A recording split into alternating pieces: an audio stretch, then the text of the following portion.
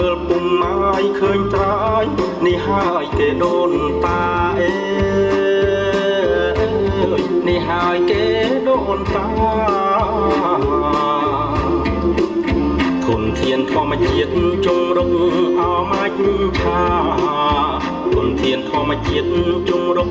អមាច់ឆាចិញ្ចឹមឲ្យខែមរាច្រើនរាប់ដំណអណាជើណាណាថ្លៃណាចិញ្ចឹមខែមរាច្រើនរាប់ដំណ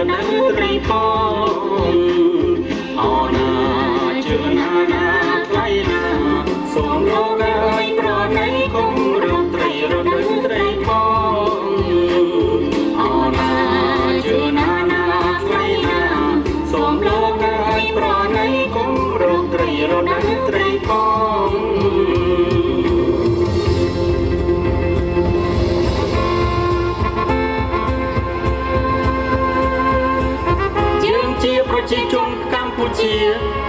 បញ្ញារក្សាការពារទន្លេស្ទឹងបឹងបួរព្រែកកោអូដែលជាមរតកមហា